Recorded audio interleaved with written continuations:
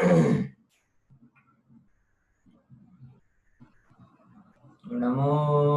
अरिहन्ताणं नमो सिद्धाणं नमो आयरीयाणं नमो वज्रायाणं नमो लोये सौवसाहुणम् मोक्षमार्गस्य नेतारं वेत्तारं कर्म भूव्रतां ज्ञातारं विश्वतत्त्वानां वंदे तद्गुणलब्धये।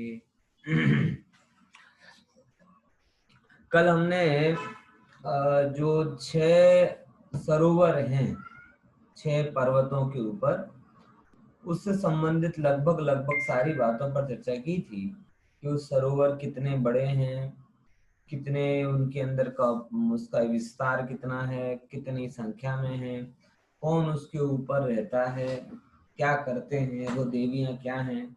श्री देवी की भी चर्चा की थी, री देवी की भी चर्चा की थी, बराबर। और ये सारी देवियां ब्रह्मचारिणी हैं, कलाकारिणी नहीं है। श्री देवियां जितनी आपके पर्दे की देवियां हैं वो सब कलाकारिणी हैं, और ये सारी जो देवियां उस सरोवर में रहती हैं ये ब्रह्मचारिणी है, बराबर। तो ऐसी उन देवियों का स्वरूप भी हमने कल समझा था। आज जो हम थोड़े से आगे उस चीज को पढ़ते हैं, जैसे मैंने बहुत शुरू में आपको कुछ बातें कही थी कि इस अध्याय में जब भी हम वर्णन करेंगे तो कुछ कॉमन चीजों का वर्णन होता है। वो कॉमन चीजें कौन कौन सी हैं, जो जो बाकी तो बहुत वर्णन नहीं किया जाएगा। 4 चीजें मुख्य होती हैं। कौन कौन सी? क्षेत्र, पहाड़, सरोवर और नदियां। कौन कौन सी 4 चीजें? क्षेत्र, पहाड़, सरोवर और नदियां। ये 4 चीजों के हिसाब से हम मध्यलोक की, अड़ीदीप की ज्योग्राफी, मतलब जैन लोक को अपन समझेंगे, बराबर। अगेन मैं शब्द बोल रहा हूँ, जैन दर्शन के अनुसार अगर आप बोलते हो तो जैन भूगोल शब्द उचित है ही नहीं, क्योंकि जैन दर्शन में भूगोल बताया ही नहीं है, धरती को गोल बताया ही नहीं है, बराबर।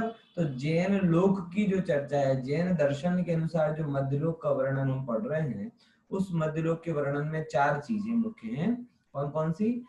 क्षेत्र, जैसे भरत आदि क्षेत्र हुए, फिर पहाड़, हिमवन आदि पहाड़ हुए, फिर पद्म आदि सरोवर हुए, और फिर उसके बाद में गंगा आदि नदियां हुई। तो अब 3 की चर्चा हो गई है। कौन कौन से 3 की चर्चा हो चुकी है इन 4 में से? बताओ बताओ, कौन कौन से 3 की चर्चा हो गई? सबसे पहले हमने चर्चा की क्षेत्रों की। ओके, कौन कौन से क्षेत्र? भरत, हेमवत, हरि, विजय आदि। ओके, फिर हमने चर्चा की पहाड़ों की। कौन कौन से पहाड़? हिमवन, महाहिमवन, निषद, नील, रुक्मी, बराबर। हाँ, वगैरह वगैरह। फिर उसके बाद में हमने चर्चा की किसकी? तालाबों की, सरोवरों की। कौन कौन से? पद्म, महापद्म, त्रिगिंच, केसरी, महापुंडरिक, पुंडरिक वगैरह। फिर उन सरोवरों में चर्चा में कमल भी आए, कमल में देवियां भी आई, श्री, दिति, कीर्ति, बुद्धि, लक्ष्मी, बराबर। और इसके कॉन्सेप्ट से जो जगत में लक्ष्मी का कॉन्सेप्ट बना है, अथवा और भी जो कॉन्सेप्ट बने, इस पर भी हमने डिस्कशन किया। अब जो चौथे नंबर का पॉइंट है, नदियां। कौन कौन सी नदियां कहाँ कहाँ रहती हैं, उसकी चर्चा अपने को करनी है। ओके, देखिए अपन यहाँ से आते हैं और उन 14 नदियों की बात यहाँ पर आती है, उस संबंधी अपन कुछ बात बढ़ाते हैं। देखिए ये पहले नंबर ये थोड़ा रह गया था, उसको रिवाइज करते हुए अपन बात को आगे चलाएंगे। ये वही चीज है लगभग लगभग आपको। देखो, जैन में डेटा याद करना आपको बड़ा लगता, इतनी सारी संख्याएं कैसे याद करेंगे, इतनी सारी संख्या। लेकिन अगर आप इसके पैटर्न को देखेंगे ना, तो पैटर्न को देखते ही आपको याद करने में कोई तकलीफ ही नहीं होगी। आप इसका पैटर्न देखिए तो आपको पता चलेगा, एक चीज से दूसरे में डबल हो रहा है, डबल से तीसरे में फिर उसका डबल हो रहा है, फिर तीसरे चौथे में सेम हो रहा है, पांचवे और छठे में पांचवे में दूसरे के जैसा और छठे में पहले के जैसा। मतलब एक सिंपल उतार और चढ़ाव वाली बात यहाँ पर है। बराबर। तो ऐसे ऐसे जाओगे आप, 3 स्टेज पे जाओगे, पहले नीचे और छठे की व्यवस्था, पांचवे और चौथा दूसरे की व्यवस्था, और तीसरा चौथा सेम लेवल पे, मतलब ऐसे करके अगर आप बनाओगे ना एक ग्राफ, तो आपको सब चीजें समझ में आ जाएंगी। यहां से चालू करो, पहला और छठा मिल गया, दूसरा और पांचवा मिल गया, तीसरा चौथा बराबर है, और सब जगह याद करना ऐसे। मतलब इतने सारे डेटा को आपको याद करने के लिए केवल 12 नाम याद करने, और पूरा नाम आपको याद हो जाएगा। बराबर। इन सरोवरों के तो नाम आपको याद होंगे ही, बाकी तो और क्या है, कुछ भी नहीं बचा। देखो बड़ा आसान है कि पहले पद्म सरोवर है, उसकी लंबाई 1000 माइल है, योजन है, सॉरी 1000 योजन। अब उसकी आधी, आधी में 500 योजन चौड़ाई हो गई, गहराई कितनी होगी, 10 योजन। अब कमल का व्यास कितना है, जो डायमीटर है उसका 1 योजन। ये हो गई, बस ये 4 चीजें इसमें याद हो गई। अब आगे इनमें डबल डबल डबल डबल करते जाओ, यहाँ से फिर आधे आधे करते जाओ। 4 ये हो गए, नाम तो थोड़े बहुत आपको याद हैं ही, 4 और 6 और 6 12, मतलब 16 चीजों आप याद करो, पूरा कंप्लीट हो जाएगा। देखने में आपको लगे हाँ इतना बड़ा सब याद करना है, याद करना है, याद करना, कुछ याद नहीं करना, बड़ा आसान सरल सहज सी सब बात है। ओके। तो पद्म सरोवर है, बड़ा आसान है, 1000 योजन लंबा है, 500 योजन चौड़ा है, और 10 योजन उसकी गहराई है। बराबर। उसके अंदर जो कमल है वो 1 योजन का है, उसमें श्री देवी रहती है। अगेन महापद्म आएगा तो क्या करोगे, इसका डबल कर दो, सिंपल, ऊपर देखते जाओ नीचे लिखते जाओ। 1000 का 2000, 500 का 1000, 10 का 20, 1 का 2 है, नफे का धंधा। 1 का 2 करने का। री देवी वहां रहती है। त्रिगिंच सरोवर है, 4000, 2000, 40, 4 वगैरह वगैरह। फिर केसरी हुआ, वो सेम रहेगा, मतलब तीसरा और चौथा सेम रहेंगे, पहला और छठवा सेम रहेगा, और दूसरा और पांचवा सेम रहेगा। पहाड़ में भी यही रहेगा। पहाड़ का भी जब आप वर्णन पढ़ेंगे ना, नदियों का, सरोवर का, जितना भी लगभग लगभग आप लंबाई चौड़ाई का वर्णन पढ़ेंगे, एक कॉमन फैक्टर लागू होगा उनमें, पहला छठा, दूसरा पांचवा, तीसरा चौथा बराबर। जहां पर भी 6 चीजें होंगी, लगभग लगभग सबकी गणित ऐसी ही हो। क्लियर। किसने बना दिया साहब इतना नाप तोल के, किसी ने नाप तोल कर नहीं बनाया, आकृतिम रचनाएं हैं, ऐसी ही होती है। बराबर। चलिए, केशी हो गया। फिर महापुंडरीक हुआ, महापुंडरीक की भी चर्चा की, 2000 1000 दिए, और पुंडरीक में ये हो गया। ओके। ऐसी सब बातें अपन ने यहाँ पर ली चर्चा में। क्लियर। कोई प्रश्न इसमें? अब जो आ रहा है सूत्र आपके सामने, यह सूत्र 14 नदियों का, महानदियों का सूत्र है। नदी और महानदी में क्या अंतर होता है मैं आपको बताऊं। जम्बू द्वीप में नदियां तो 60,000 से ज्यादा करीबन है, अभी आपको गिनती पड़ेंगे ना, लेकिन वो बोल में 14 मुख्य नदियां हैं जिन्हें अपन महानदी बोलते हैं। आप आगे देखेंगे गणती कभी कभी आएगी, शायद इसमें नहीं बताइए। हमने वो चेतन दास जी की टीका है ना, जब तत्पर सूत्र लिया था, तो उसके आधार पे ली थी। करीबन 60,000 से ज्यादा नदियां वहां पर बताई हैं टोटल ओवरऑल। बराबर ना, क्योंकि 14,000 गंगा सिंधु की हैं, फिर अगले की 28,000 हैं, फिर अगले की उसके आगे और बढ़ती जाएंगी, शायद इसमें आ भी जाएगा। देखो ये, सॉरी ये आ गया, देखो इसमें कितनी सारी हैं, ये देखो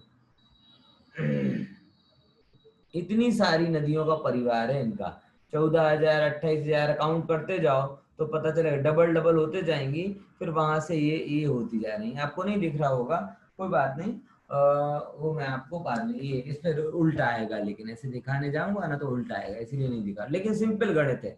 पद्म सरोवर से 14,000 नदियां निकलती हैं, महापद्म से 28,000, दिगिंच से 56,000। बराबर। गंगा, सॉरी नदियों के जोड़े, सरोवर की बात नहीं कर रहे। 14,000 है गंगा सिंधु की, 28,000 है रोहिताश्या की, और 28,000 है ना, ऐसे करके पूरी की पूरी अगर आप गनेंगे तो लाखों की संख्या में नदियां हो जाती है।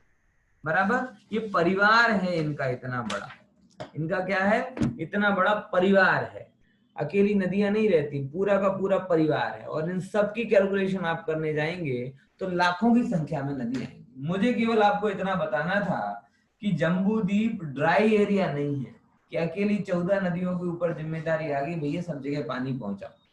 जम्बू द्वीप में लाखों की संख्या में नदियां हैं, लेकिन हम यहाँ पर मात्र 14 महानदियों की चर्चा करेंगे, जिनका अपना अपना 14,000 समांतर नदियों का कुटुंब है। आप जिन्हें गंगा और सिंधु कहते हैं, ये आज की गंगा और सिंधु एक्चुअल में इन मूल गंगा सिंधु नदियों की एक क्षिप्रिका, एक जैसे सहायक नदी होंगी, ओरिजिनल गंगा सिंधु नहीं। पॉइंट समझ में आया कि नहीं आया? चलिए, कोई प्रश्न है इस संदर्भ में?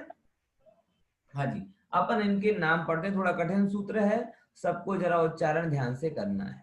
ओके, देखिए, गंगा सिंधु, बोलिए, गंगा सिंधु, गंगा गंगा सिंधु, रोहित द्रोहितास्या, रोहित द्रोहिता, इसमें रोहित द्राहितास्या, रोहिताश्या द्राही लिखा है लेकिन आपको द्रोहितास्या लिखना है।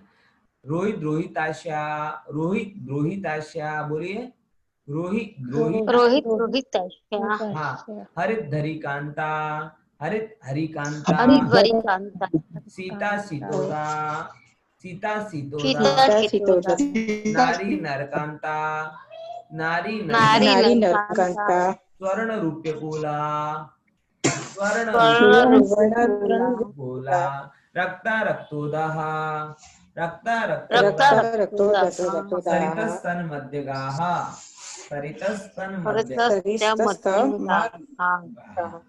मध्यंगा। हाँ, हाँ, बहुत बढ़िया। इस सूत्र के साथ में मेरी एक याद जुड़ी हुई, मैं आपको बताऊं।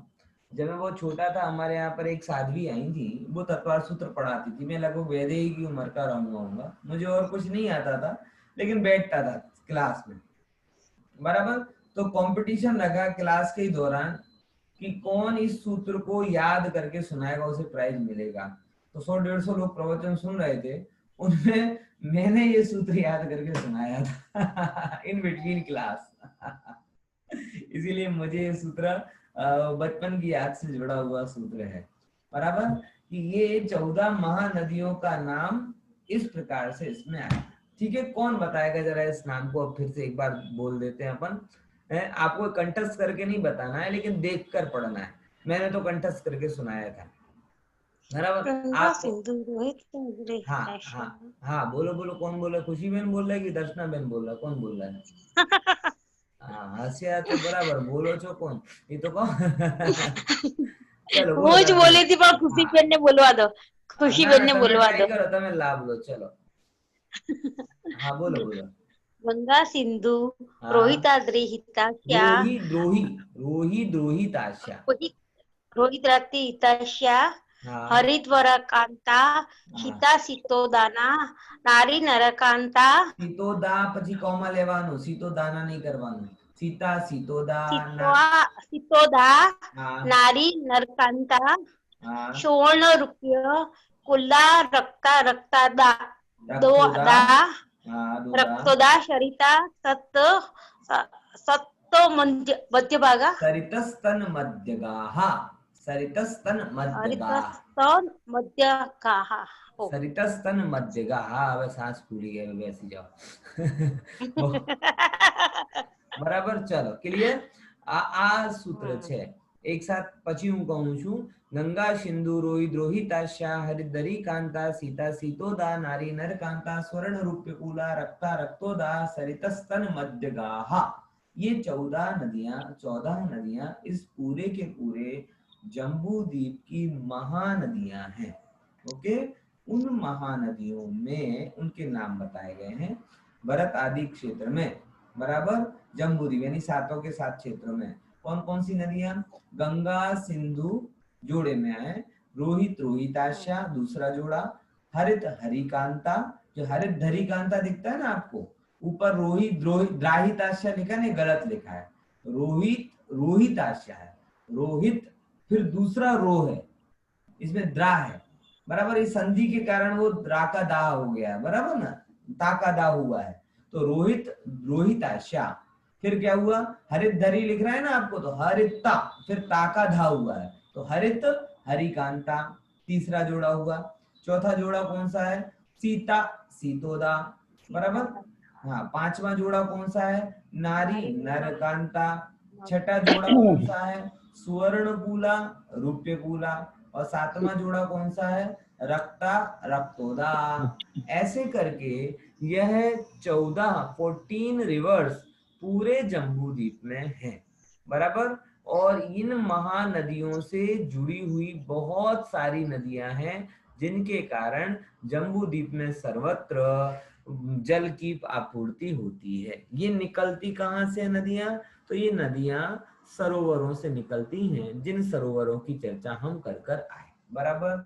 अब इन नदियों का जब भी आप ज्योग्राफी पढ़ते हैं कहाँ से कहाँ जाती है, आप सिंपल गंगा और सिंधु का पार्ट आपने कभी भी अपनी 6th क्लास की ज्योग्राफी में पढ़ा हुआ होगा। तो कुछ नदियां पूर्व की तरफ जाती हैं और कुछ नदियां पश्चिम की तरफ जाती हैं। फॉर एग्जाम्पल गंगा नदी हमेशा गंगा सागर की तरफ जाती है ना, इसीलिए वो क्या है, हाँ, जो गंगा सागर की तरफ जाती है ना, तो वो पूर्व की तरफ जाने वाली नदियां हैं। और जो सिंधु आदि नदियां हैं जो मोस्टली आजकल पाकिस्तान में हैं, सिंधु, रावी, बराबर, व्यास, सतलज, झेलम, ये जो मुख्य नदियां हैं उनमें सिंधु मुख्य है अपनी, वो सब पश्चिम की तरफ जाने वाली नदी है। ओके, तो कुछ नदियां पूर्व की तरफ जाती हैं, कुछ नदियां पश्चिम की तरफ जाती हैं। सेम इन 14 नदियों में भी दो नदियों, द्वयोर द्वयो, मतलब दो नदियों, सूत्र देखो, पहले सूत्र पढ़ते फिर आगे पढ़ते हैं। द्वयोर द्वयो हो, बोलो, द्वयोर द्वयो हो पूर्वाः पूर्वगाः, बोलो, द्वयोर द्वयो हो पूर्वाः पूर्वगाः, द्वयोर द्वयो हो पूर्वाः पूर्वगाः। बहुत बढ़िया। द्वयोर द्वयो, देखो एक मैं आपको बात कहूंगा, उच्चारण के लिए अगर आपको अनम्यूट कराते तो जैसे ही आपका उच्चारण पूरा हो ना, आप अपने आप को म्यूट कर लें, क्योंकि किसी का वो क्या चालू रह जाता है, मैं अगर रह जाऊं तो फिर क्या रहता है कि आवाज आती है फिर, है ना। तो जैसे ही उच्चारण पूरा हो, या तो आप बिल्कुल पिन ड्रॉप साइलेंस में बैठे हो तब अच्छा लगता है, अगर आपके आजू बाजू कोई शोर कोलाहल हो रहा हो तो म्यूट कर दें अपने आप को, ओके, जिससे दूसरों को अंतराय ना हो। तो द्वयोर द्वयो हो, दो में से, द्वयोर द्वयो हो, दो नदियों में से, दो के जोड़े में से, पूर्वा मतलब पहले वाली जो नदी है, देखो यहाँ पे एक लिखा है पूर्वा और दूसरा पूर्वगा। अब यहाँ पे एक पूर्व का मतलब है पहला और एक पूर्व का मतलब है पूर्व दिशा। क्लियर? तो दोनों दो नदियों के जोड़े में जो पहली पूर्व मतलब पहले आने वाली नदी है वो पूर्वगाह मतलब पूर्व दिशा की तरफ जाती है। अगेन फिर से सुन, दो नदियों के जोड़े में जो पहली नदी होती है वह पूर्व की तरफ जाती है। जैसे एग्जाम्पल के तौर पे अपन ने भी 14 नदियों के नाम याद किए थे ना, गंगा, सिंधु, रोहित, आशा, शीता, शीतोदा, नारी, कांता, हरित, कांता, रक्ता, रक्तोदा, ऐसे जोड़े याद किए थे ना। उन जोड़ों में से जो पहले नंबर का था, जैसे गंगा सिंधु ये एक जोड़ा हुआ, तो गंगा सिंधु में गंगा पहले आती है ना, बराबर, गंगा सिंधु, रोहित आशा, उसमें रोहित पहले आता है ना, बराबर, हरित हरिकांता तो हरित पहले आता है ना, सीता सीतोदा में सीता पहले आता है, नारी नरकांता नरकांता उसमें ये आता है स्वर्णकूला रूप्यकूला, मतलब जो फर्स्ट आता है। 7 जोड़े बनेंगे 14 नदियों के, तो 7 जोड़ों में जो पहला नाम है वो पहले वाली नदी पूर्वगाहा मतलब पूर्व दिशा की तरफ जाती है, बराबर, इस साइड पूर्व की साइड में जाती है। आप नक्शे में भी देखेंगे तो आपको ये बात ख्याल में आ जाएगी। देखिए नक्शा बड़ा सरल सा है और आपको ख्याल में भी आ जाए ऐसा है कि ये नक्शा हुआ, बराबर, इस नक्शे में ये नदियां हैं, बराबर, एक नदी है ये जैसे मेरी हाथ की तरफ से देखेंगे तो ये वाली ये गंगा नदी दिख रही है आपको, ये पूर्व की तरफ जा रही है, और ये सिंधु नदी है पश्चिम की तरफ जा रही है। अगेन यहाँ पर अगर आप देखेंगे तो एक नदी जो कह रहे यहाँ से निकल रही है ना, ये देखो रोहित नदी है वो गंगा को फॉलो कर रही है, मतलब पूर्व की तरफ जा रही है, और यहाँ से जो दूसरी नदी निकल रही है रोहित आशा वो पश्चिम की तरफ जा रही है, बराबर। फिर ऐसे करके आप देखते जाएंगे तो पूरा नक्शा आपको ख्याल में आएगा, बराबर। ये नक्शा आपको अगर शेयर करना हो तो होगा आपके पास। हाँ जी बोलिए। આપણે ટોટલ 6 સરોવરમાંથી દરેકમાંથી બે બે નદી નીકળે ના ના ના ના, ફર્સ્ટ એન્ડ લાસ્ટ સરોવરમાં ત્રણ ફર્સ્ટ એન્ડ લાસ્ટ સરોવરમાં ત્રણ બાકીના સરોવરમાં બબે। ફરી ફર્સ્ટ એન્ડ લાસ્ટ સરોવરમાં 3, જેમ કે આ જો પદ્મ સરોવર છે ને, આ નજીક જઈને જો આ પદ્મ સરોવર આવી ગયો, બરાબર, આમાં એક નદી બેજી નદી અને ત્રીજી નદી. આગળના સરોવરમાં તમે જશો તો બે દેખાશે, એમાંથી એક આ અને એક આ, આમાં એક આ એક આ, આમ જતો રહેશે. પછી અગેન એ લાસ્ટ સરોવર આવશે. લાસ્ટ સરોવરમાં 1 2 and 3. તો ફર્સ્ટ એન્ડ લાસ્ટ સરોવરમાં 3 3 અને બાકીનામાં 2 એટલે ટોટલ 14 થઈ જશે તમારી. ટોટલ 14 થઈ. હા, તો 14 થઈ જશે. બરાબર ને? આ સારો પ્રશ્ન હતો. બતાવવાનું આવવાની જ હતી સ્લાઇડ, પણ પહેલા પ્રશ્ન કર્યો એ સારી વાત છે. જાગૃત થવાની નિશાની છે. ओके, चलो હવે જો तो दो नदियों के देखो 6 सरोवर में 14 नदियां, बराबर. तो उनमें दो जोड़े तो दो के ही हैं, भले पहले में 3 निकलती हैं, लेकिन जोड़े तो वो नाम के हिसाब से बने. कि जैसे जो अपन ने पढ़े ना कि गंगा सिंधु रोहित रोहिताशा हरे तरिकांता सीता सीतोदा नारी नरकांता स्वर्णकुला रूप्यकुला रक्ता रक्तोदा. तो ये जोड़े, इनमें भले ही एक में 3 निकले एक में 2 निकले, इससे फर्क नहीं पड़ता. लेकिन जो दिशा है वो जोड़े में पहली वाली जो होगी वो पूर्व समुद्र की तरफ जाएगी, और जो दूसरी वाली होगी उसके लिए अगला सूत्र दिया है शेषास्त्व अपरगाहा. बराबर, शेषास्त्व अपरगाहा बोलो. शेषास्त्व अपरगाहा. शेष जो है मतलब शेष कौन सी आई? शेष कौन सी आई? पहली हो गई. तो शेष कौन सी रही? बाकी दूसरी. तो शेष जो है, शेष तो अपरगाहा मतलब पश्चिम की तरफ जाती है. ओके, कुछ नदियां हैं पूर्वगाहा, पहली वाली नदियां पूर्व की तरफ जाती है, और जो दूसरी वाली नदियां हैं वो पश्चिम की तरफ जाती है. ओके, क्लियर हुआ कि नहीं हुआ? आगे देखते हैं. पूर्व और पश्चिम में जाके गिरती कहाँ है? तो वो भी एक बार विचारणीय प्रश्न है. आपको मैप में और मैं बता देता हूँ, ज्यादा अच्छे से ख्याल में आ जाएगा. ये वाला जो मैप है ना, 3 लोग वाला तो नहीं, ये वाला मैप, अढ़ाई द्वीप वाला भी नहीं, जम्बू द्वीप वाला मैप जो है ना, उसमें ये बात क्लियर हो जाएगी. उसमें बताते हैं, ये देखो, ये जो आपका आया लवण समुद्र, इसको शेयर को बंद कर देते हैं तो ज्यादा बड़ा दिखेगा. देखो, ये वही नक्शा है जो बड़ा थोड़ा दिख रहा है अब आपको. अब ये जो है ना, ये जो आपके सराउंडिंग, 2.5 द्वीप का आप नक्शा देखेंगे तो ज्यादा क्लियर हो जाएगा. ये जो है ये 2.5 द्वीप है. ओके, अब यहाँ पर अपन ये नदियां हैं, ये उसको सराउंड किए हुए जो है ना, वो पूरा का पूरा उसका नाम है लवण समुद्र. कौन सा समुद्र? लवण समुद्र. अपन ने पढ़े थे ना नाम. सबसे पहले लवण समुद्र आता है, लवण समुद्र के बाद में फिर कालोदधी समुद्र आता है, पुष्करार्ध वो आता है. बराबर, ऐसे करके वो आते हैं. तो उस लवण समुद्र में 2 द्वार होते हैं. वो उसके दो जगह जाके मिलती है. तो मिलती तो दोनों ही लवण समुद्र में है, गंगा और सिंधु, लेकिन एक इस तरफ से मिलती है और एक इस तरफ से मिलती है. तकरीबन ऐसे ही जैसे सिंधु नदी भी हिंद महासागर में मिलती है और गंगा नदी भी हिंद महासागर में मिलती है. लेकिन वो सिंधु नदी जहाँ पे मिलती है उसे हम अरब सागर कह देते हैं, और गंगा नदी जहाँ मिलती है उसे हम बंगाल की खाड़ी कह देते हैं. लेकिन अल्टीमेटली वो किसका पार्ट है? हिंद महासागर का ही पार्ट है. बराबर, वो महासागर में बहुत सारे छोटे छोटे सागर आ जाते हैं. तो ये गेट का अंतर है, कहाँ मिलती है. एक्चुअल में तो दोनों ही लवण समुद्र है, दिशा के हिसाब से अंतर वहां पर हो जाता है. क्लियर हुआ ना? देखो, समझे? तो ये कोई अलग जगह मिल रही है ऐसा नहीं. एक वृत्त है, एक इस तरफ से जा रहा है, एक इस तरफ से जा रहा है, ऐसा उसका सिस्टम पूरा है. चलिए आगे चलते हैं. अब जो नदियां हैं, किंतु शेष नदियां पश्चिमी समुद्र को जाती हैं. पहली पूर्व समुद्र को जाती, उसी समुद्र को लवण समुद्र का समथिंग कुछ पोर्शन पूर्व दिशा वाला उसे पूर्व लवण समुद्र कहते हैं.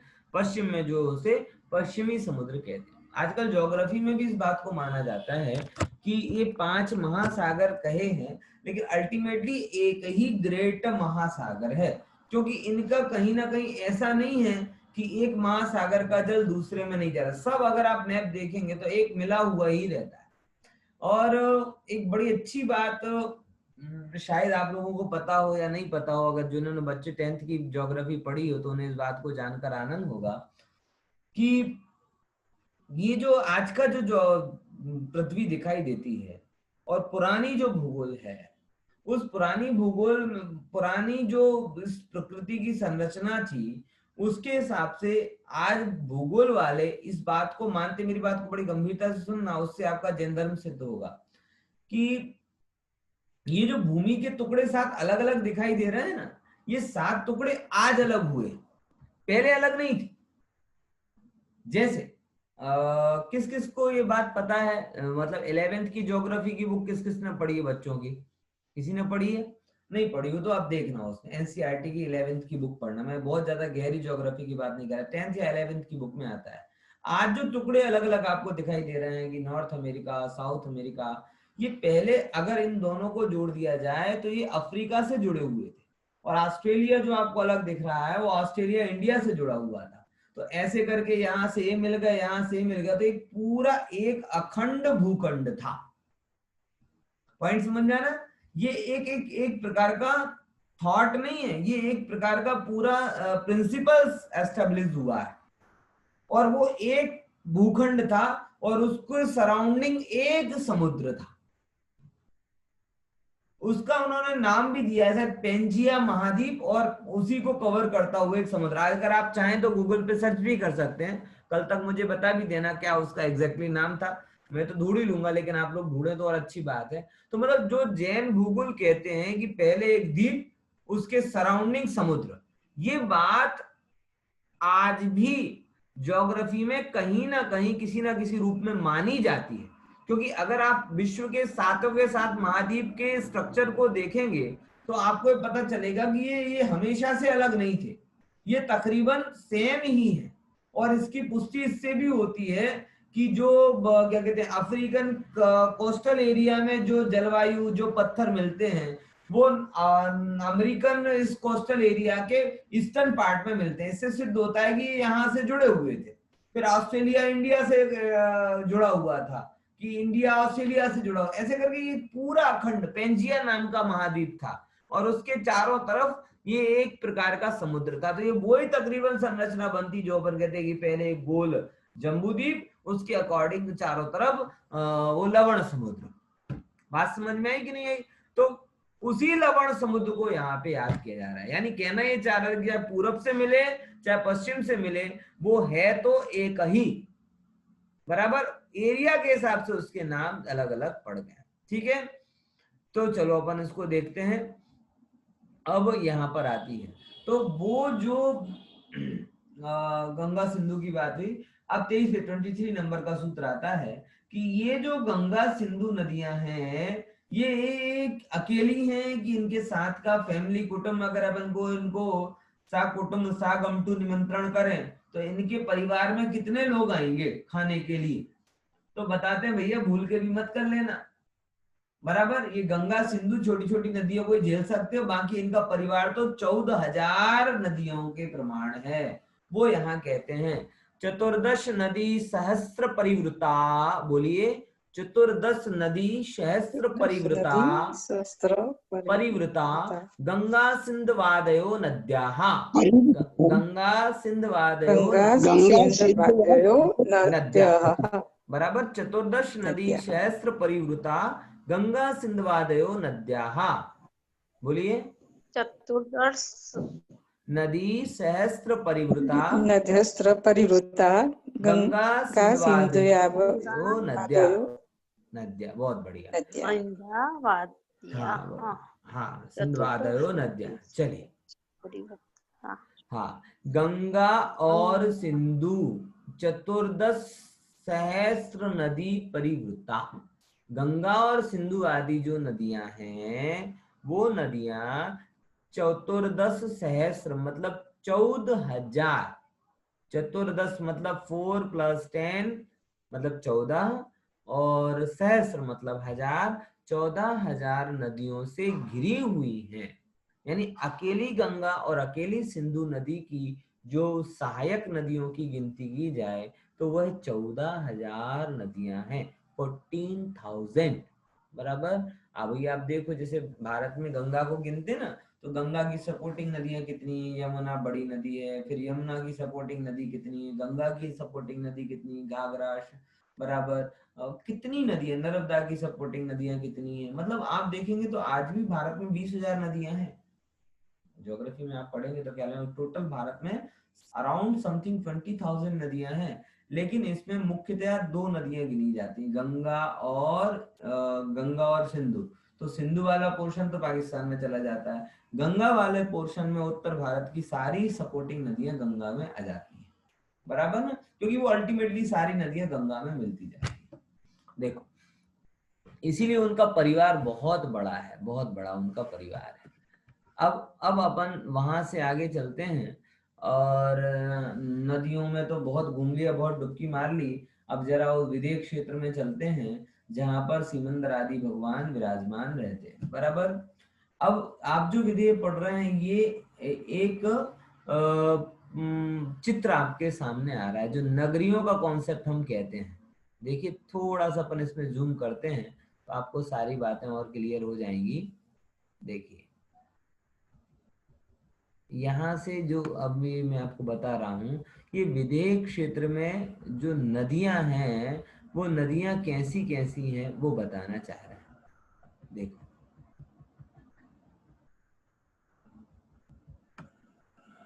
हाँ, दिख रहा है? बहुत ज्यादा जूम हो गया, 300 में तो कोई दिख ही नहीं रहा। चलिए, और कम करना पड़ेगा। हाँ, देखो, ये जो है ना, ये जो व्यवस्था है, ये नदियों की व्यवस्था है। विदेह क्षेत्र में जो नदियां हैं, वो नदियां कैसी कैसी हैं, विदेह क्षेत्रों की जो नगरियां हैं वो कैसी कैसी। फॉर एग्जाम्पल, आपने ये कौन सा चित्र है वो समझ लो, ये इस चित्र का पोर्शन है। ये जो है ना, यहाँ से सुमेरु पर्वत हुआ, और सुमेरु पर्वत से जो यहाँ से जो नदी जा रही है, यहाँ से जो नदी जा रही है, उसका ऊपरी भाग और नीचे का भाग, ये वो चीज है। देखो, यहाँ पे लिखी हुई है मैप में, पूर्वी उत्तर विदेह है। मतलब विदेह कहाँ पर है? पूर्व मतलब वो उस साइड वाला, और उत्तर मतलब ऊपर की साइड वाला। ओके, समझ में आया? पूर्व मतलब इसके पहले दो पोर्शन करो, कौन से? पूरब विदेह और पश्चिम विदेह। क्लियर? विदेह क्षेत्र के दो पोर्शन हो गए क्लियर। कौन कौन से? पूरब विदेह इस तरफ राइट हैंड साइड वाला, और पश्चिम विदेह लेफ्ट हैंड साइड वाला। अब इनके बीच में भी एक बड़ी सी आपको नदी दिख रही है, इस नदी के कारण इसके फिर दो पोर्शन हो जाते हैं, तो उसके दो भेद करो, पूरब का उत्तर विदेह और पूरब का दक्षिण विदेह। अगेन, पश्चिम के भी दो भेद करो, पश्चिम का उत्तर विदेह और पश्चिम का दक्षिण विदेह। यानी यहाँ पे जो हम चर्चा कर रहे हैं, ये एक पोर्शन आपको मैप का रख रहे हैं कि सुमेरु पर्वत के eastern side, northern area and southern area, उसकी ये फोटो है, बराबर।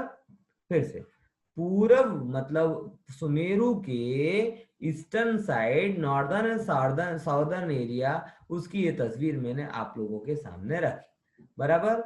उसमें क्या व्यवस्था होती है वो देखते हैं। ये जो है ना, इससे ख्याल में आएगा, नगरियां है ना, ये नगरियां हैं उसकी, बराबर। और उन नगरियों में बीच बीच में दिख रहा है ये आर्यखंड है, 1 2 3 4 5 6 7 8 है ना, ये क्या हुए उसके आर्यखंड है। ये यहाँ पर विजयार्ध पर्वत आता है, यहाँ पर फिर वो सारी की सारी व्यवस्थाएं हैं, वो और डीप मैप होगा तो आपको और ख्याल में आ जाएंगे, बहुत ज्यादा विस्तार अपन यहाँ पे कर नहीं सकते।